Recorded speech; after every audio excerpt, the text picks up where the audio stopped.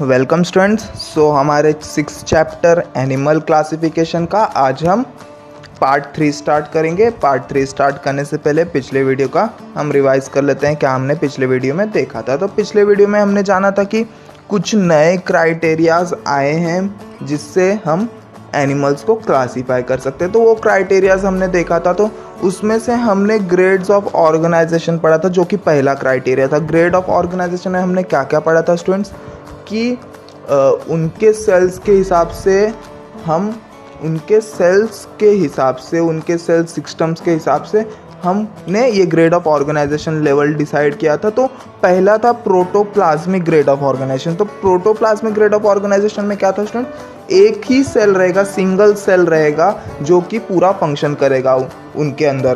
तो उसका एग्जांपल हमने अमीबा देखा था।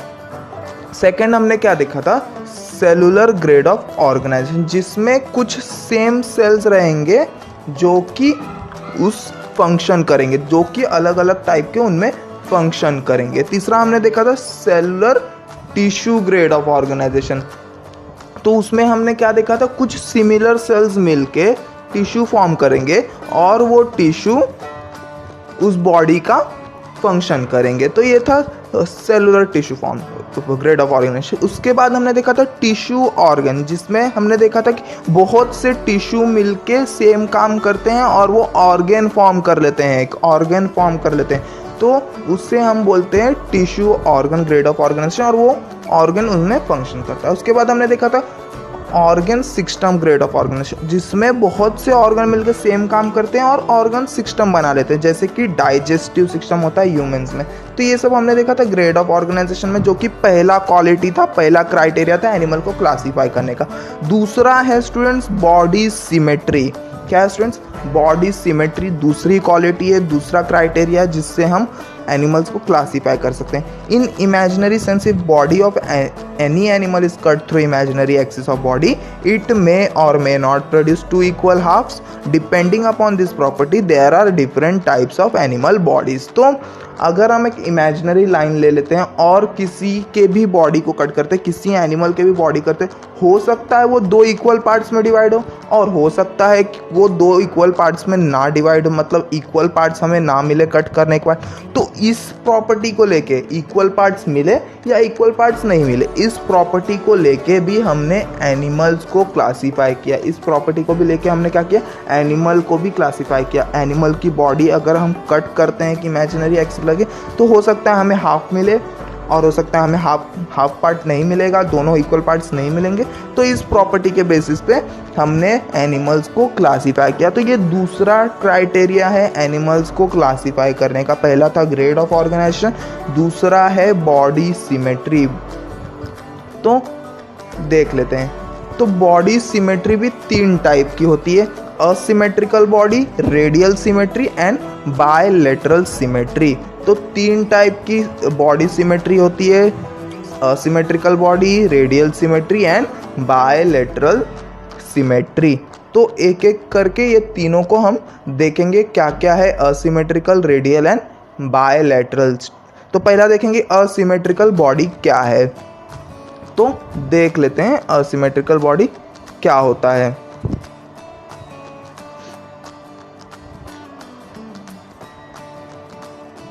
In case of such body, there is no any such imaginary axis of the body through which we can get 2 equals half. Example, amoeba, paramecium and some sponges. तो कुछ ऐसे animals जिसमें हम कहीं भी एक्सेस ले लें, उसमें हमको 2 इक्वल पार्ट्स नहीं मिलेंगे। उन्हें कहीं से भी कट किया जाए तो हमें 2 इक्वल पार्ट्स नहीं मिलने वाले हैं स्टूडेंट्स। तो उन्हें हम क्या बोलते हैं, असिमेट्रिकल बॉडी है। उस एनिमल की क्या है, असिमेट्रिकल बॉडी। हमें उनको कट करने के बाद 2 हाफ्स नहीं मिलने वाले, कहीं से भी हम उनको कट करते हैं तो 2 हाफ हमें नहीं मिलने वाले हैं। तो एग्जाम्पल है अमीबा, पैरामोशियम और कुछ स्पॉन्जेस होते हैं जो सीज में फाइंड होते हैं, ओशियंस में फाइंड होते हैं, ओशियंस के बेड्स पे वो उगते हैं, तो वो भी एनिमल्स में काउंट होते हैं स्टूडेंट्स। तो आपको समझना है, अगर हम उन्हें कहीं से भी कट करते हैं तो हमें 2 इक्वल पार्ट्स नहीं मिलने वाले। तो ये अमीबा है, पैरामोशियम है और ये है हमारा स्पॉन्जेस, सी स्पॉन्ज जो कि सी में होता है, तो इसे भी हम कहीं से भी कट करेंगे तो हमें 2 इक्वल पार्ट्स नहीं मिलेगा। अमीबा को भी कहीं से भी कट करेंगे तो हमें 2 इक्वल पार्ट्स नहीं मिलेगा, ना पैरामोशियम को कट करने पे हमें 2 इक्वल पार्ट्स मिलेगा। तो ये है असिमेट्रिकल बॉडी है इन्हें। अब सेकंड देख लेते हैं रेडियल सिमेट्री। रेडियल सिमेट्री क्या होता है देख लेते हैं। हमने अभी तक असिमेट्रिकल देखा, तो रेडियल देखते हैं। In this type of body if imaginary cut passes through central axis but any plane of body it gives 2 equal halves, example starfish।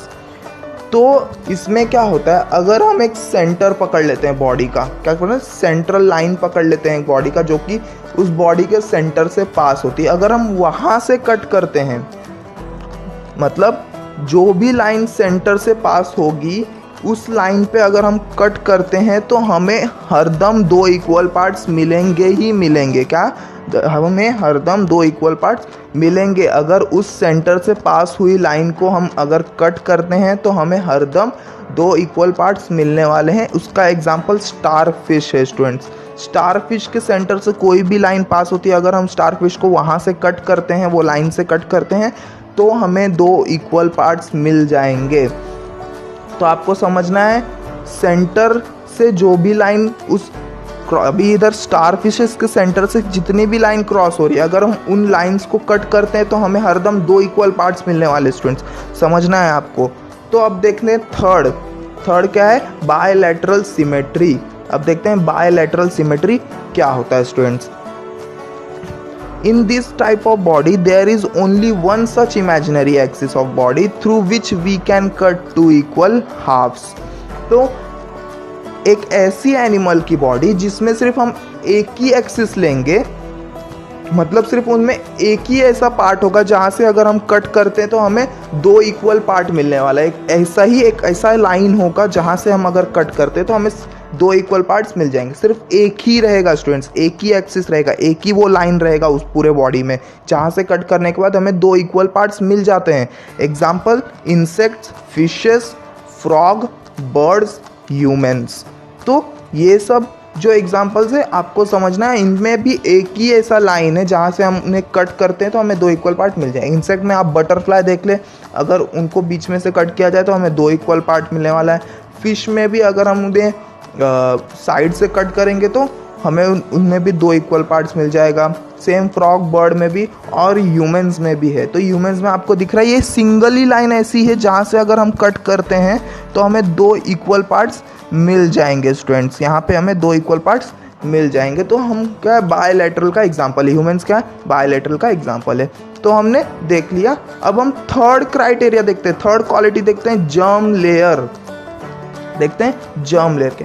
In case of multicellular animals germ layers are form during initial period of their embryonic development and from those germ layers only different tissues are formed in the body. तो students एक बात को समझना है, कोई भी जो animal रहता है, कोई भी एनिमल जो जब रहता है, जो एम्ब्रॉय में रहता है, जो पेट में रहता है जब, तब उसकी जो बॉडी रहती है वो 3 जर्म लेयर से बनती, 3 मेन सेल्स से बनती, 3 मेन सेल्स के लेयर से बनती है, जो कि उनके एम्ब्रॉयनिक, जो कि वो पेट में रहते तब बनती है वो जर्म लेयर। और उन सेल्स के वजह से, उन इनिशियल, उन स्टार्टिंग सेल्स के वजह से आगे के टिश्यूज फॉर्म होते हैं, टिश्यू से ऑर्गन फॉर्म होता है, ऑर्गन से ऑर्गन सिस्टम फॉर्म होता है, पूरी बॉडी फॉर्म हो जाती है स्टूडेंट। तो 3 ही जर्म लेयर रहते हैं हमारे बॉडी में, जिनके वजह से हमारा पूरा बॉडी बनता है। 3 जर्म लेयर मतलब 3 टाइप के सेल के लेयर होते हैं स्टूडेंट्स, जिसमें 3 टाइप के सेल के लेयर होते हैं। ऐसे लेयर रहते हैं जो 3 टाइप्स के सेल से बनते हैं, तो 3 जर्म लेयर होते हैं।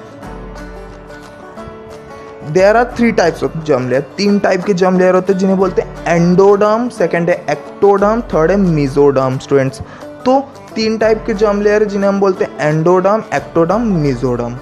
तो एंडोडर्म एकदम अंदर वाला पार्ट होता है, एक्टोडर्म एकदम बाहर वाला पार्ट होता है, और जो बीच वाला पार्ट होता है उसे हम मेसोडर्म बोलते हैं स्टूडेंट्स। तो ये 3 टाइप के पहले जर्म लेयर फॉर्म होते हैं, उसके बाद पूरे टिश्यूज फॉर्म होते हैं, टिश्यूज के बाद ऑर्गन फॉर्म होते हैं, ऑर्गन के बाद ऑर्गन सिस्टम फॉर्म होता है, और उसके बाद पूरी बॉडी फॉर्म हो जाती है एम्ब्रॉय में। हम if body is form by 2 germ layer that is endoderm and ectoderm then the body is called as diploblastic. अगर कोई भी बॉडी दो ही जर्म लेयर से बनी है। किससे? दो ही जर्म लेयर से बनी है, वो या तो एंडोडर्म या एक्टोडर्म से ही बनी है, तो उसे क्या बोलेंगे हम? डिप्लोब्लास्टिक बॉडी है उस एनिमल की। क्या है? Diploblastic body. तो इस हिसाब से भी हमने क्लासीफाई किया है, जर्म लेयर्स के भी हिसाब से हमने एनिमल्स को क्लासीफाई किया है। जर्म लेयर थर्ड क्राइटेरिया है स्टूडेंट्स एनिमल को क्लासीफाई करने का। या अगर कोई भी एनिमल की बॉडी दो ही जर्म लेयर से बनी है, एंडोडर्म और एक्टोडर्म, तो उस बॉडी को हम क्या बोलेंगे? Diploblastic body. उस एनिमल बॉडी को क्या बोलेंगे हम? Diploblastic body. समझना है स्टूडेंट्स आपको? तो ये है diploblastic body. If body is formed by all three types of germ layer, then the body is called triploblastic. अगर कोई भी बॉडी तीनों टाइप के जर्म लेयर से बना है, तीनों टाइप के, एक्टोडर्म, एंडोडर्म, मेसोडर्म, तो उसे क्या बोलेंगे हम? ट्रिप्लोब्लास्टिक बोलेंगे। क्या बोलेंगे? ट्रिप्लोब्लास्टिक बोलेंगे। तो इस हिसाब से भी हमने एनिमल्स को क्लासीफाई कर लिया है कि ये एनिमल को ट्रिप्लोब्लास्टिक, ये एनिमल 3 जर्म लेयर से बना है, ये एनिमल 2 जर्म लेयर से बना है। तो इस हिसाब से भी हमने एनिमल्स का ग्रुप बना लिया। 3 जर्म लेयर वाले एनिमल को इस ग्रुप में डाल देंगे, 2 जर्म लेयर वाले एनिमल को इस ग्रुप में डाल देंगे। तो ऐसे करके भी हमने एनिमल्स को क्लासीफाई किया, एनिमल्स का अलग अलग ग्रुप बना लिया है उनके जर्म लेयर के हिसाब से। किस हिसाब से? उनके इनिशियल सेल्स लेयर, उनके जर्म लेयर। क्या क्या है जर्म लेयर? एंडोडर्म, एक्टोडर्म और मेसोडर्म। तो आपको यहाँ पे डिप्लोब्लास्टिक समझ रहा होगा। अब डिप्लोब्लास्टिक में क्या है? एक एंडोडर्म है, जो फर्स्ट वाला डायग्राम है स्टूडेंट्स, वो एंडोडर्म है।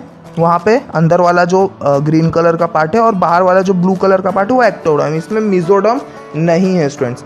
और जो आपको सेकंड डायग्राम दिख रहा है उसमें तीनों जर्म लेयर है। मेसोडर्म ऑरेंज वाला पार्ट दिख रहा है आपको, वो ऑरेंज वाला पार्ट, तो उन्हें हम क्या बोलते हैं? ट्रिप्लोब्लास्टिक। तो आपको समझ गया होगा जर्म लेयर। अब हम देखते हैं बॉडी कैविटी। बॉडी कैविटी क्या है? फोर्थ पार्ट है, फोर्थ क्राइटेरिया है एनिमल को क्लासीफाई करने का। तो देख लेते हैं बॉडी कैविटी क्या होता है। Cavity between the body and internal organ is called as body cavity और सीलोम। सीलोम मतलब भी कैविटी होता है। तो कैविटी मतलब क्या होता है? गैप। गैप हो जाता है ना स्टूडेंट्स, कैविटी बोलते हैं। तो cavity between body and internal organ, हमारे इंटरनल ऑर्गन्स और हमारे बॉडी के बीच में गैप्स को क्या बोलते हैं हम? Body cavity. क्या बोलते हैं? Body cavity. हमारे ऑर्गन्स और हमारे बॉडी के बीच में गैप होता है, उसे हम क्या बोलते हैं? Body cavity. तो उस हिसाब से भी हमने एनिमल को क्लासीफाई कर लिया उनके बॉडी कैविटी के हिसाब से। उनके ऑर्गन्स और उनके बॉडी में कितना गैप है, उनके इंटरनल ऑर्गन्स और उनके बॉडी में कितना गैप, कैसा गैप है, उस हिसाब से भी हमने एनिमल्स को क्लासीफाई कर लिया है। तो आगे देखते हैं कितने टाइप के बॉडी कैविटी होते हैं, तो समझ लेंगे हम आगे। In case of multicellular animal, during initial period of the embryonic development, body cavity is formed by either mesoderm or gut. Such animals are called as eucoelomate with animals with through body cavity. तो कुछ multi cellular organism में क्या होता है? जब वो बनते हैं, जब ऑर्गन बनता है पेट के अंदर, जब वो रहता है एम्ब्रॉय के अंदर, जब वो रहता है, तब उनकी बॉडी कैविटी फॉर्म होती है। मतलब उनके इंटरनल ऑर्गन और बॉडी के बीच में गैप्स आना स्टार्ट होता है। वो कौन से जर्म लेयर्स की वजह से होता है? मेसोडर्म की वजह से होता है। मेसोडर्म हमने पिछले वो एक टाइप का जर्म लेयर है, जो थर्ड जर्म लेयर था वो जर्म लेयर है। तो उनके वजह से वो बॉडी कैविटी बनती है। हमारे इंटरनल ऑर्गन और हमारे जो बॉडी है उसमें जो गैप होता है उसे हम बॉडी कैविटी बोलते हैं। तब जब ये बॉडी कैविटी फॉर्म होती है तो उसे हम क्या बोलते हैं? असिलोमेट एनिमल्स बोलते हैं। क्या होते हैं? असिलोमेट एनिमल्स, जिसमें बॉडी कैविटी फॉर्म हो जाती है स्टूडेंट्स। मेसोडर्म में, मेसोडर्म वो बॉडी कैविटी फॉर्म कर देता है, जिसमें वो कैविटी फॉर्म हो जाती है, उसे हम क्या बोलते हैं? Eucoelomate animals. क्या बोलते हैं? Eucoelomate animals. तो अब देखते हैं the animals in which body cavity absent is called as acoelomate animals. तो कुछ ऐसे एनिमल्स होते हैं जिनमें वो बॉडी कैविटी प्रेजेंट नहीं हो, भरे रहते हैं, उनमें गैप्स नहीं रहता, उनके ऑर्गन्स और उनके बॉडी में बीच में गैप नहीं रहता, वो भरे रहते हैं। जैसे कि हम ह्यूमंस हो गए, हमारे हार्ट और हमारे जो बॉडी है उसके बीच में गैप नहीं है ना स्टूडेंट्स, वो भरा है ना बीच में से। तो क्या हो गया स्टूडेंट्स, हम लोग असिलोमेट हो गए ना, क्योंकि हमारे बीच में गैप नहीं है, हमारे हार्ट और हमारे बॉडी के बीच में गैप नहीं है, वो भरा भरा है। तो क्या हो गया, वो असिलोमेट बोलते हैं उन एनिमल्स को। और जिन एनिमल्स में वो गैप रहेंगे स्टूडेंट्स, तो उसे हम क्या बोलेंगे, यूसिलोमेट। तो ये आपको याद रखना है स्टूडेंट्स। आगे मैं एक डायग्राम दिखाऊंगा, उससे आपको पूरा समझ जाएगा। The cavity exist between the mesoderm and endoderm is termed as pseudocoelomate. तो यहाँ पे आपको बात को समझना है, किसी भी मतलब कोई भी ऐसा एनिमल जिसमें कि पूरा जो अंदर का ऑर्गन है पूरी तरह से अलग है उसके बॉडी से, मतलब अंदर ही रहेगा बट उसके बीच में पूरी तरह से गैप रहेगा, तो उसे हम क्या बोलेंगे, स्यूडोसिलोमेट बोलेंगे स्टूडेंट। क्या बोलेंगे, स्यूडोसिलोमेट्स। उनके पूरे जो मेसोडर्म लेयर रहेगा और उनका जो बाहर का एंडोडर्म लेयर रहेगा, अंदर का जो एंडोडर्म लेयर रहेगा और मेसोडर्म लेयर रहेगा, उनके बीच में पूरी तरह से गैप रहेगा स्टूडेंट्स। तो उसे हम क्या बोलेंगे, स्यूडोसिलोमेट बोलेंगे स्टूडेंट्स। समझना है स्टूडेंट्स, आगे मैं डायग्राम में आपको अच्छे से समझा दूंगा कि क्या क्या होता है। स्यूडोसिलोमेट होता है, यूसिलोमेट क्या होता है, असिलोमेट क्या होता है। तो आपको पहले ये समझ लेना है स्टूडेंट्स। तो जो यहाँ पे फर्स्ट वाला डायग्राम है वो असिलोमेट का स्टूडेंट। तो इसमें जो आपको पार्ट दिख रहा है, इसमें कहीं भी गैप नहीं है स्टूडेंट्स, यहाँ पे आपको कहीं भी गैप नहीं दिख रहा है, तो ये असिलोमेट है स्टूडेंट्स। इसका एग्जाम्पल है फ्लैटवॉर्म। अब जो सेकेंड वाला है वो स्यूडोसिलोमेट है स्टूडेंट्स। आपको यहाँ पे दिख रहा है, यहाँ पे एंडोडर्म है, यहाँ पे एंडोडर्म दिख रहा है और यहाँ पे मेसोडर्म है। तो उसके बीच में देखो वाइट कलर का गैप है, ये क्या है, वाइट कलर का गैप है, तो उसे हम क्या बोलते हैं, स्यूडोसिलोमेट है, कहीं से भी जुड़ा नहीं है। और देखते हैं सिलोमेट क्या होता है। तो सिलोमेट में आपको दिख रहा है ये छोटे छोटे गैप्स वाइट कलर के, ये छोटे गैप है, ये छोटे गैप है, तो उसे हम क्या बोलते हैं, सिलोमेट बोलते हैं। ये छोटे गैप दिख रहे हैं स्टूडेंट्स आपको, इसे क्या बोलते हैं, सिलोमेट बोलते हैं। तो आपको समझ गया होगा कि क्या होता है। तो ये सब क्या है, एक टाइप के बॉडी से स्टूडेंट्स। ये फर्स्ट वाले डायग्राम में असिलोमेट है जिसमें कि कोई भी गैप नहीं है, इसमें पूरी तरह से गैप है मेसोडर्म और एंडोडर्म के बीच में, इसमें पूरी तरह से गैप नहीं है बट गैप है। तो आपको समझ गया होगा कि क्या होता है असिलोमेट, स्यूडोसिलोमेट और सिलोमेट। तो अब हम फिफ्थ क्राइटेरिया देखेंगे स्टूडेंट्स। तो फिफ्थ क्राइटेरिया है हम लोग का बॉडी सेगमेंटेशन। देखेंगे fifth criteria, body segmentation. If the body of animal is divided into small similar unit then such body is called as segmented body and each small unit is called as segment. Example animal like earthworm. तो क्या होता है students, अगर किसी भी animal का body हम parts में अगर डिवाइड करते हैं और वो सिमिलर होता है, मतलब सेम दिखता है, तो उसे हम क्या बोलेंगे स्टूडेंट्स, वो सेगमेंटेड बॉडी है। क्या बोलेंगे, वो सेगमेंटेड बॉडी है। और जो पार्ट्स हम डिवाइड करेंगे स्टूडेंट, वो सब पार्ट्स हमको सेम ही दिखने वाले हैं, तो उन एनिमल्स को क्या बोलते हैं, वो एनिमल सेगमेंटेड है। और उन छोटे छोटे पार्ट्स को हम क्या बोलेंगे, जो हमने कट किया है उसे हम बोलेंगे सेगमेंट। एग्जाम्पल है अर्थवॉर्म, केचुआ जो बारिश में आते हैं, वो एग्जाम्पल है। तो आपको समझना है, अगर हम किसी भी एनिमल को पार्ट्स में डिवाइड करते हैं और वो पार्ट्स सेम है, सेम दिख रहे हैं वो पार्ट्स, तो उसे हम क्या बोलेंगे, सेगमेंटेड एनिमल्स। तो यहाँ पे अर्थवॉर्म में देखो कितने सारे सेगमेंट से बनाई है, बहुत सारे सेगमेंट से बनाई, और एक सेगमेंट को हमने अलग से लिया भी, उसका क्रॉस सेक्शनल एरिया उसका लिया भी एक सेगमेंट। तो आप देख सकते हैं कितने सारे सेगमेंट, अगर हम इसे कट करके भी निकालते तो ये सेम ही दिखने वाले हैं स्टूडेंट्स। तो ये है सेगमेंट। तो इस वीडियो में इतना स्टूडेंट, अगले वीडियो में फाइलम्स और उसके कैरेक्टरिस्टिक देखेंगे। अलग अलग टाइप्स के फाइलम्स दिए हैं आपके बुक में और उसके कैरेक्टरिस्टिक्स देखेंगे। तो इस वीडियो में इतना ही स्टूडेंट्स, मिलते हैं अगले वीडियो में। सो थैंक यू स्टूडेंट्स, मिलते हैं अगले वीडियो में।